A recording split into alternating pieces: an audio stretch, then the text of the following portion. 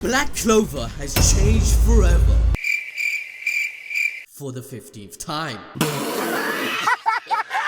Why are we laughing? Where? You're clickbaiting me again, ABD. Clickbait? Is it really clickbait when every single prediction we make ends up correct, bitch? What did he say? I'm not kidding. Lucius Zogratis has revealed the truth about everything to Asta. The chads with the notification bell on would know that it confirmed every bit of analysis we did with J Cloud. Oh, hello Tomato, my friend. It's been 3 months. You bastard! You spoiled everything I was cooking. You might as well spoil that Julius is Asta's gonna marry, and Yami is. Anyway, Lucius revealed the fact that Julius Novachrono is dead. Oh no. Secondly, Asta is an anomaly in the world that is special just like him. He's the only person that can stop Lucius's grand plan from coming true. Of course! Thirdly, the clock tower theory we had in our community has been confirmed. Lucius has manipulated every event of the story for this final battle against Asta, as he looked into the future with Astaroth's time magic to predict every outcome he desired.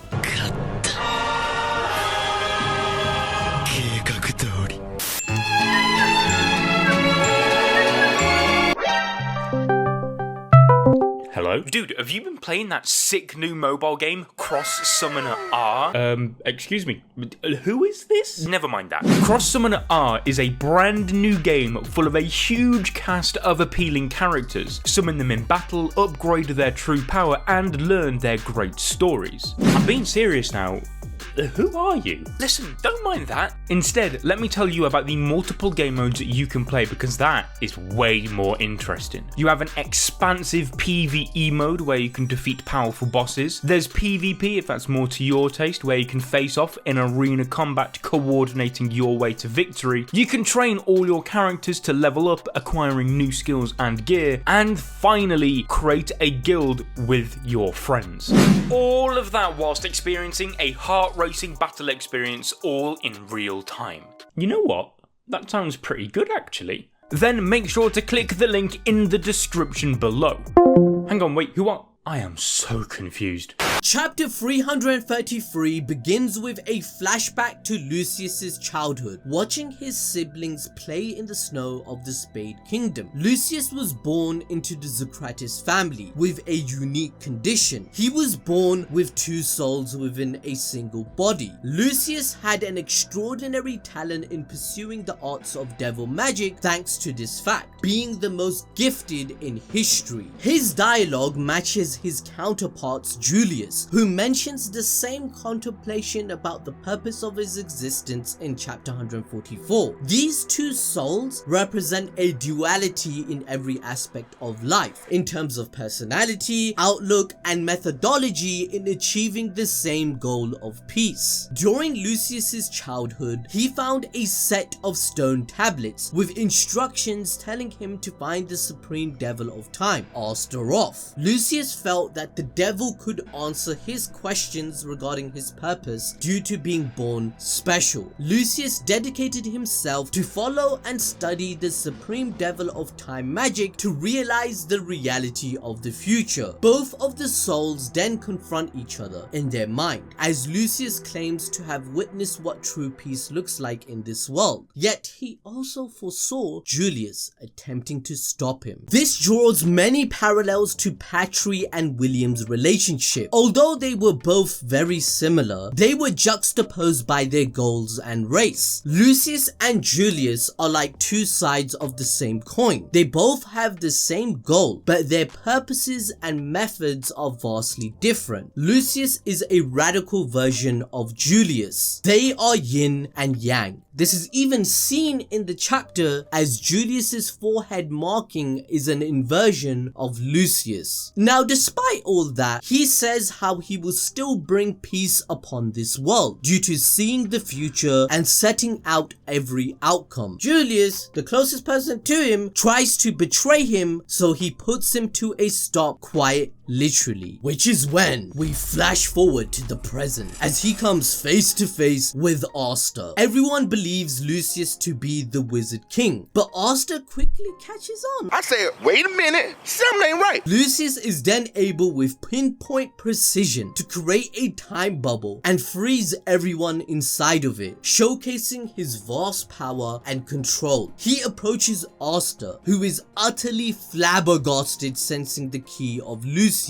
According to Asta, Lucius feels like he is Julius, but at the same time he doesn't, and that he also senses Lucifero's key in him. This control of such an insane power exceeds that of Julius, as stated by Asta, which just showcases how the clock theory became a reality. Thanks to an extra page in the weekly Shonen Jump magazine, we know for certain that Lucius was behind the battle in the Spade Kingdom against Lucifero. As its translation states, it was him operating from behind the scenes. If you want to know every single moment in the story that Lucius twisted the plot for his own plan, watch this video on your screen and make sure that you're not a silly willy and hit the notification bell next time so you wouldn't have missed it, you silly bugger. Lucius tries to tap Asta on the forehead like he did with Damnatio, but is stopped by Black Asta activating, which, you know, by the way, is now in a completed form, which we have never seen before. Thanks to this, the effects of time magic spell did not work on Asta anymore, due to his power to defy reason. Anti-magic. Asta is an anomaly amongst humans, being the only existence to defy not only the laws of the world, but also its conventions. Lucius introduces himself as the savior of the world, and that Julius is dead, but we all know this is Black Clover, right? Reality could be whatever it was. He's not actually dead. He gives quite the speech about his ideals and how he can actually make it a reality. Julius's purpose for this goal was to serve as an observer. He was supposed to learn and oversee the world's cracks with its disputes, hatred, and sadness. Julius did indeed see the ugliness of humanity, but yet he also saw the beauty of individuals and their uniqueness reflected through their own magic. Even if Julius and Lucius have the same dream of peace and equality, their values lie in stark contrast to each other. Lucius then displays his control of Lucifero's gravity magic, whilst telling Asta he wants to fix mankind by destroying all of it and then recreating everyone into equal existence through the power of the Zogratis siblings' magic. We must assume Lucius has soul magic, as there is proof for this, which ties into his agenda for humanity. Our community is freaking amazing, man. You guys need to give yourselves more credit by sharing your mana with me, because we literally predicted all of this, and I'm proud of you guys. I'm proud of this community and you guys commenting such interesting information that helps us create these videos. Because look, Varnica has blood magic, Xenon has bone magic, and Dante has body magic. All have human anatomy based magic. Dante explained in chapter 257 that the devil's strength boosts his ability to rejuvenate with body magic, so he can't decay, age, or die, which is no coincidence. Every Dark Triad member uses magic to build a human body, so Lucius must too. All that is needed to complete the creation of a human is to give it life, which is where Lucius's soul magic comes into play. In Xenon's flashback from chapter 310, Lucius says he desires a truly peaceful Spade Kingdom. He tries to convince his brother Xenon of his ideology, but when he fails the first time, Lucius subsequently brilliantly manipulates him by killing his best friend Alan and compelling him to recognize his brother's belief, the truth being that the weak die easily and can't be protected. And if we go back even further, Xenon states to his friend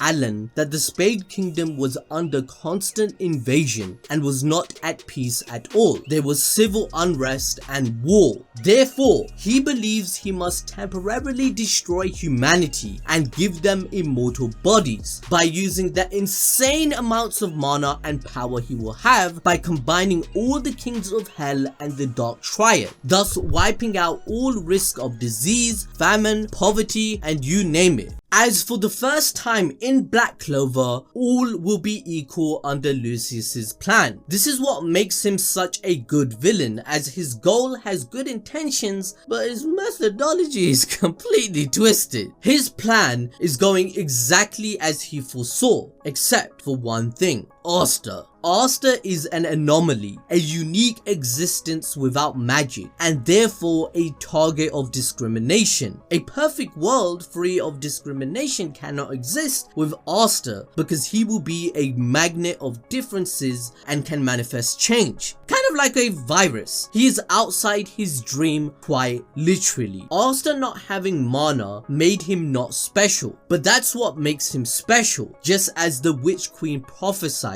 Asta is the direct antithesis to Lucius's plan. Now, in my opinion, it's in this instance that Lucius's hypocrisy is evident. Lucius is willing to hammer down any nails that stand out for his goals. This means the world that he wants to create will only be a poor imitation of equality and a facade, because it's a projection of Lucius's ideals manifested by force upon all humans. To prove this even further, Lucius claims that he will rule this new world as the final Wizard King, to oversee that no problems arise. However, this is clearly proof that once this world is created, anything that might challenge the status quo will be silenced. The only difference between such a world and the current one is that humanity would be safe from any external threats, thanks to their undying bodies. Which brings us to our next point. Last chapter, Lucius confronted Lucifero. In response to the former king of hell, Lucius claimed that even if Lucifero had the strongest magic, the ones with the most brilliant were humans. This was insinuating the fact that Lucius took pride in being a human and might be a human supremacist. Now, this may not seem like a big deal at first, because the one he proclaimed humanity's superiority to was none other than a devil, whom are the most arrogant and objectively evil races that exist, with little purpose outside of pleasure and other worldly desires, with very few outliers like Liebe. However, this point will become much more prevalent once other races like the elves and dwarves get involved, as Lucius might show a strong dislike towards them and could hint at his true motive. An interesting statement Lucius makes is that he wants to ensure nothing goes wrong ever again, which implies in the past he tried to create a plan for peace, but it failed, which may have resulted in his disability and outlook of life drastically changing. The theory goes along the lines of Lucius and the other Zogratis siblings being a part of the ancient humanity who once faced the first devil invasion that Lola Pachika mentioned that ancient Heart Queen foresaw in the history books. So the Zogratis siblings traveled through time to arrive in the modern era thanks to the power of Astaroth. It's possible that Lucius saw the ugliness in other races who were arrogant thanks to their gifts and looked down on humanity with their prejudice. The elimination of 90% of humanity might have been collateral damage during the war against the devils. This would parallel Patri's journey as well, since his story began with his tribe being killed because of the greed of humans and their fear of the unknown, a duality Tabata is already drawing quite literally. Lucius wanting to create a world of equality through his forceful means eliminates the purpose of his goal to begin with. A world with no sense of identity or individualism takes away one of the things that makes humanity what it is. That's why Julius's ideals are the better approach, instead of creating a world where everyone is equally oppressed. Asta and the new generation will slowly break down the systems and its old ways by utilizing the very thing that makes the Black Clover world special: magic.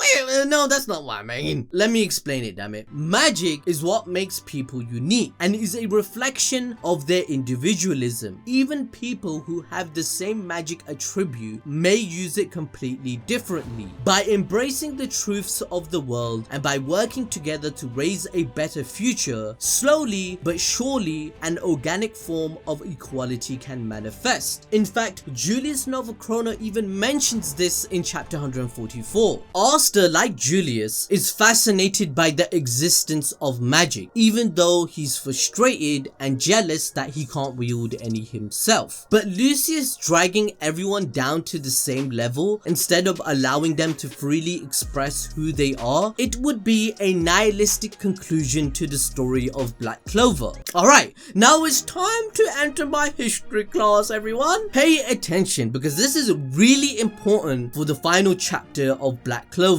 Lucius draw parallels to a lot of dictatorships like the one that took place after the Russian Revolution of 1917. The ideology of wanting to create equality for the people is just a pretense for the sake of a tyrannical rule, made possible thanks to propaganda and self-glorification. One of the things that dictators and Lucius have in common is their delusion and wicked sense of superiority. Lucius proclaims in this very chapter 3-33 that he is humanity's savior. He has convinced himself that he's doing humanity a service, idolizing himself. But back to the chapter. Asta responds by saying that Julius was not someone who would die that easily. And although Lucius declares himself far stronger than Julius, this just means there's now a tangible way to surpass the Wizard King. Therefore, in typical Asta fashion, he enters Devil Union to break the spell in its entirety and declares that he will, there and now, surpass the Wizard King. This is the fight that the entire Black Clover story has been building up to, as it's a physical representation of what Asta is fighting against. Lucius being the representation of fate itself has been its main motif. He's literally foreseeing everything that has happened so far. This is why the fight between Lucius and Asta is happening in the first place, because they're both anomalies and polar opposites. Lucius is special anomaly. Asta is a non-special anomaly, meaning that throughout the Black Clover story, Asta has been fighting to defy fate and declared it time and time again, even against Lucifero. So this is where his journey leads him if he wants to achieve his goal of becoming Wizard King. Now, you should watch this video being displayed to you on your screen right now. You're probably wondering, how strong is Asta right now? Or if it's not that, why don't you celebrate his journey by buying our merch at animedrip.shop.